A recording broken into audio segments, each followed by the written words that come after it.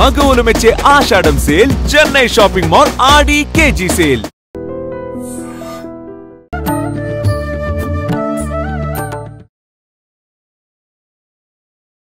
నమస్కారం, welcome to I dream. ధర్మ మార్గం విత్ విజిత కార్యక్రమానికి స్వాగతం.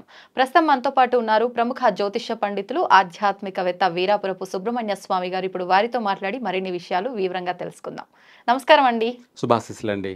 మనకి శ్రావణ మాసంలో మొదటగా ప్రారంభంలోనే శుక్రవారంతో ప్రారంభమవుతుంది. వెంటనే ఒక 2-3 డేస్లో నాగుల పంచమి రాబోతోంది. మనకి నాగుల పంచమి అనగానే రకరకాల విధానాలు పాటిస్తూ ఉంటారు.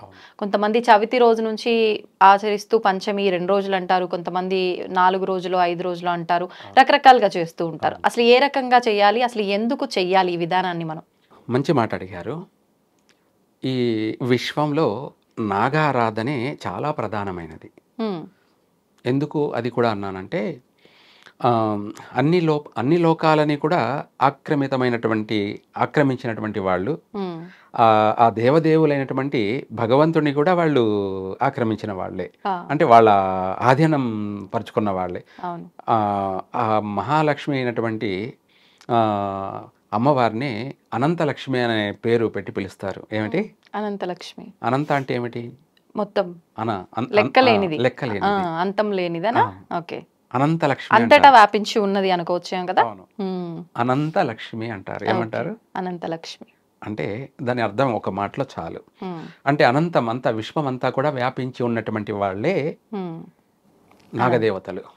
అందుకే అనంతలక్ష్మి అని పిలుస్తారు. సరే, అదే అనంతుడు అని కూడా పిలుస్తారు. ఎవరిని? మహావిష్ణువుని. అనంతుడు యొక్క ఆధీనమై ఉన్నటువంటి వాడే మహావిష్ణువు, అనంతుడు అని పిలుస్తారు. ఎందుకంటే ఆదిశేషుని వాళ్ళ యొక్క మంచం అనొచ్చు, వాళ్ళ యొక్క సింహాసనం అనొచ్చు, లేదంటే ఏదైనా పానుపు అనొచ్చు. ఎన్ని విధాలుగా వర్ణించినా కూడా తక్కువే. అలా పాల సముద్రమైనటువంటి ఆ సముద్రంలో ఆదిశేషుడు, ఆదిశేషుని పైన లక్ష్మీనారాయణులు, అలా వాళ్ళని కూడా వాళ్ళు ఆక్రమించినటువంటి వాళ్ళు. సాక్షాత్తు పరమశివుణ్ణి కంఠాన్ని ఆభరణంగా అలంకరించినటువంటి వాళ్ళు. ఆ యొక్క భగవంతుడికి అందరికీ కూడా ఆభరణాలు కూడా వాళ్ళే. ఈరోజు మనము ఆభరణాలు అంటే ఏంటి? బ్రాస్లెట్ కానీ, గాజులు కానీ, మెడలో నెక్లెస్ హారాలు కానీ, లాస్ట్కి ఆ మంగళసూత్ర దారం కానీ, దాన్ని పసుపు దారం అంటారు. ఈ అన్నిటికీ కాళ్లకు పట్టీలు కావచ్చు, మెట్టిలు కావచ్చు, చూడామణి కావచ్చు, పాపడి బిళ్ళ కావచ్చు, అన్నీ ఒకటి కాదు. మన శరీరంలో ఉన్నటువంటి ఆభరణాలన్నీ కూడా వాసుకి సర్పం. ఆభరణాలన్నీ వాసుకి సర్పం. అవును, నాగాభరణాలు అంటారు. ఏమంటారు? నాగాభరణాలు. భగవంతుడికి నాగాభరణాలు, మనకందరికీ కూడా అవి ఆభరణాలు. ఓకే.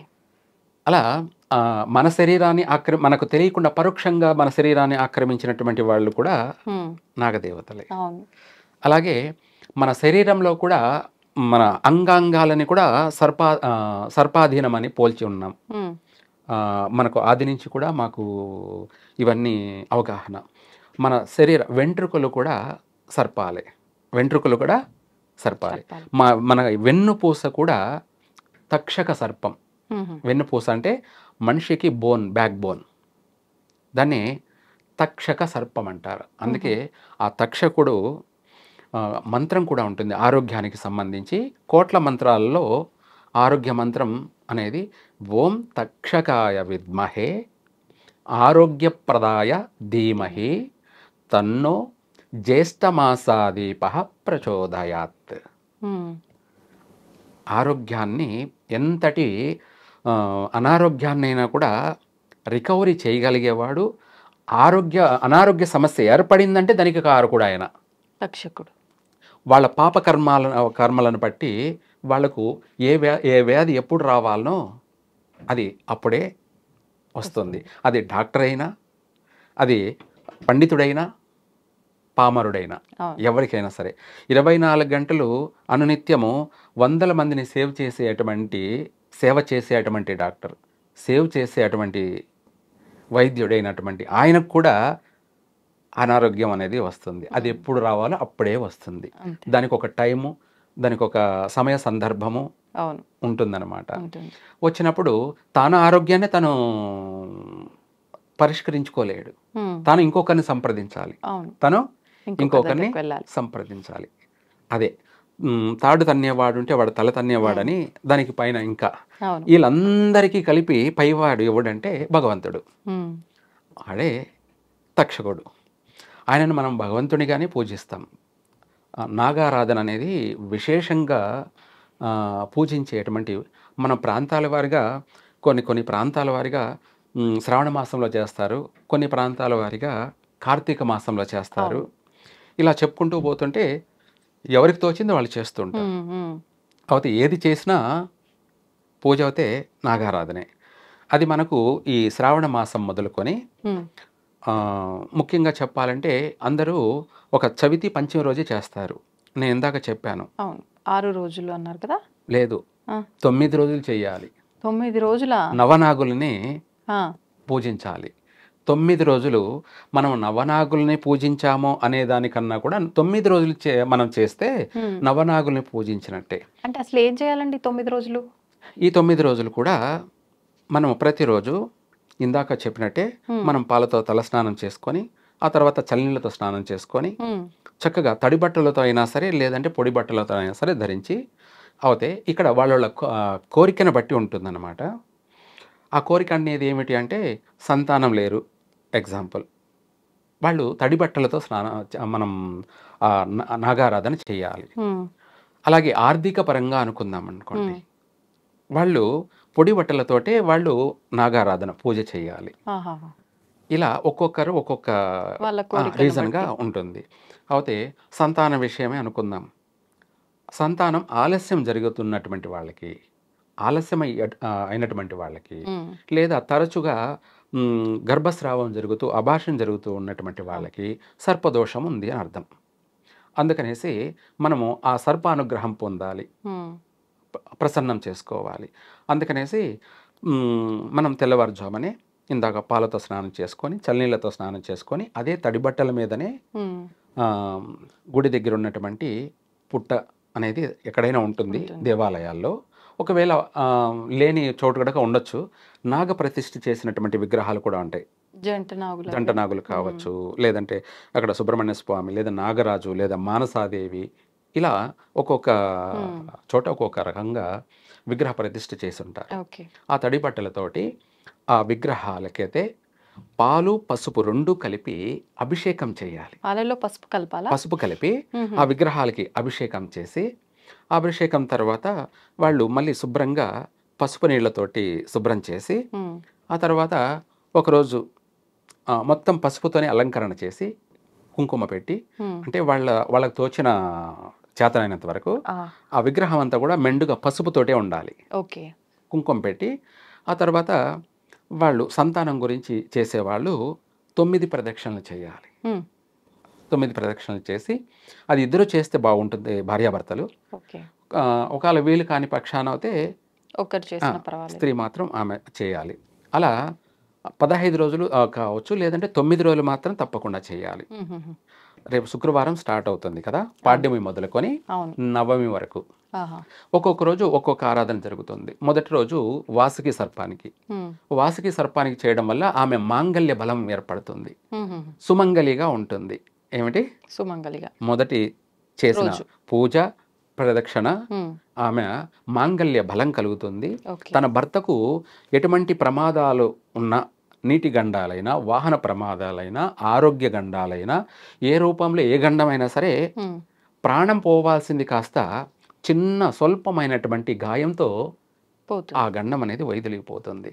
జరిగి తీరాలి కాబట్టి దాని ప్రభావం అంత ఉంది కాబట్టి తీవ్రంగా ప్రాణం పోకుండా చిన్న గాయంతో బయటపడతారు. అదే సుమంగలి, దీర్ఘ సుమంగలి. మొదటి రోజు చేసిన పూజా ఫలం వల్ల తను ముందుగా సుమంగలిగా ఉంటుంది. తర్వాత రెండో రోజు చేసినటువంటి పూజ కర్కోటకుడికి, ఆ కర్కోటకుడికి చేయడం వల్ల తను ఆర్థికంగా బాగుపడుతుంది. తను చేసిన పూజ వల్ల తను కుటుంబం అభివృద్ధి చెందుతుంది. ఇంటికి ఇల్లాలే మూలాధారం. తన భర్తకు బాగా కలిసి వస్తుంది ఇంట బయట అంటే తన భార్య చేసినటువంటి పూజా ఫలమే అవును ఫలితం భర్తలో సొగభాగం కాబట్టి తను అదే బిడ్డొచ్చిన వేళ గొడ్డొచ్చిన వేళ అన్నట్టుగా నా భార్య వచ్చినాక నాకు బాగా కలిసి వచ్చిందండి, లేదంటే నా కొడుకు పుట్టాక నాకు బాగా కలిసి వచ్చింది, లేదా నా కూతురు పుట్టిన తర్వాత నాకు అంచెలంచెలుగా నేను ఎదిగాను, అభివృద్ధి చెందాను అని చెప్తూ ఉంటారు. అవును అదే భాగం భార్య చేసే పూజా ఫలం వల్ల కూడా కుటుంబం అభివృద్ధి చెందుతుంది. ఆ రెండో రోజు చేసే పూజ ఆ కర్కోటకుడికి చేసినట్టు అనమాట. అంటే మనం పర్సనల్గా పలానా దానికే చెయ్యాలి అంటే కూడా అది గురువుని సంప్రదించి దానికి సంబంధించినటువంటి మంత్రోచ్చారణ కూడా తీసుకొని చేయొచ్చు, దానికి ఒక రీజన్గా కూడా వెళ్ళొచ్చు. లేని పక్షాన భయపడాల్సిన అవసరం లేదు. మనం ఇది చెయ్యాలి, ఇది చేయకపోతే దేవుడు కొడతాడేమో, నేను తప్పు చేస్తున్నానేమో అని ఏం లేదు.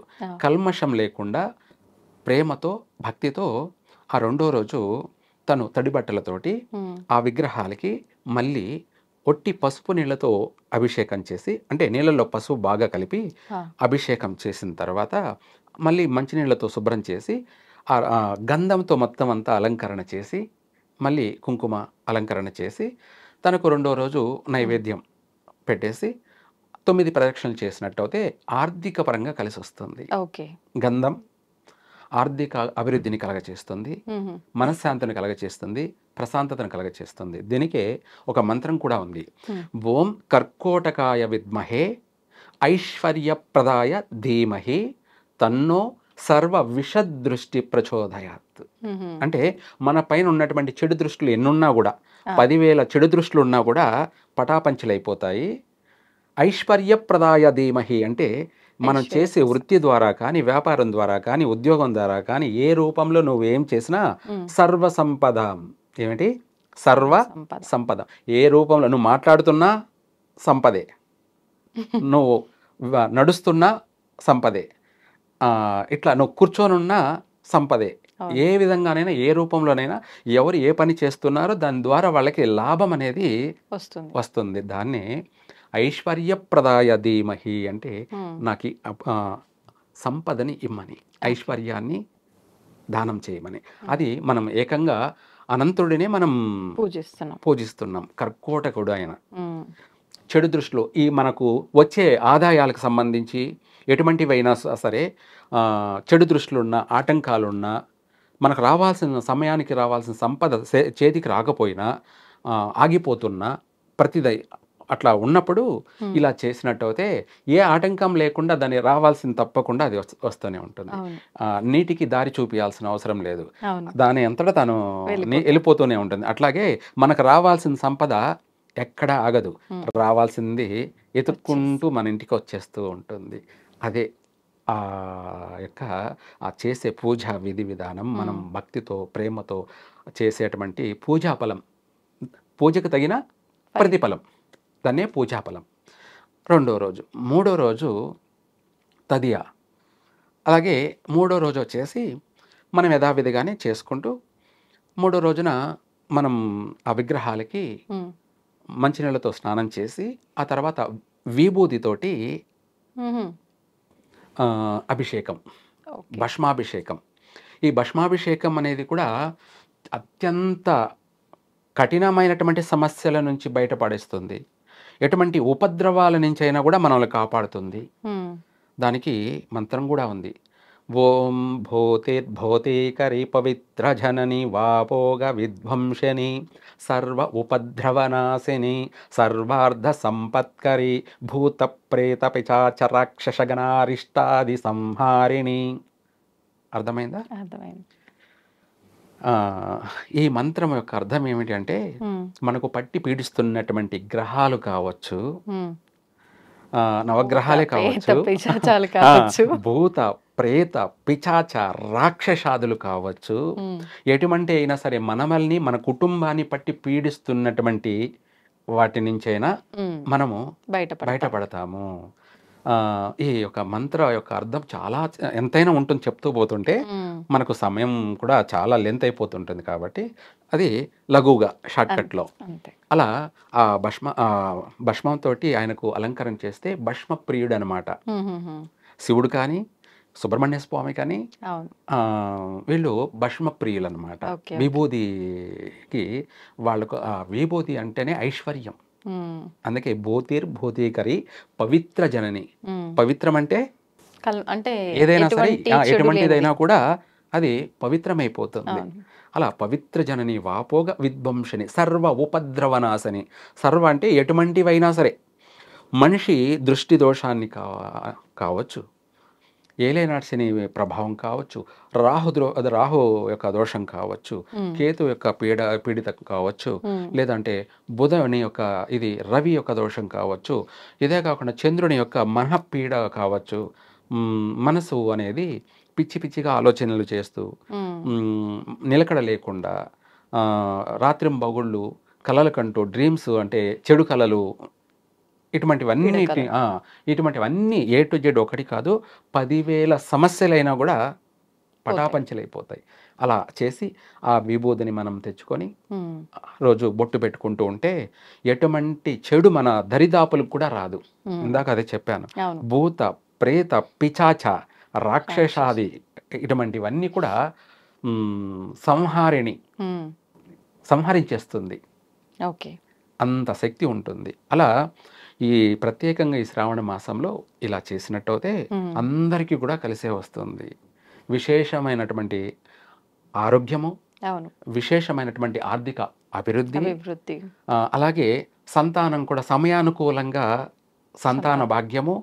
ఇలా 9 రోజులు చేసినట్టయితే ఒక్కొక్క రోజు ఒక్కొక్కటి చేస్తే చక్కగా విశేషమైనటువంటి దినదిన అభివృద్ధి చెందుతారు. అందరూ కూడా అభివృద్ధి చెందాలి. అందరూ అభివృద్ధి చెంది అందరూ బాగుంటేనే కదా, వాళ్ళందరూ బాగుంటే మనం బాగుంటాము. సంతోషం అండి, ధన్యవాదాలు. సర్వే జన సుఖినో భవంతు. తవ్వుతూనే శివలింగం. సరే, దాన్ని అట్లా కప్పేసేయండి, చూపించదండి.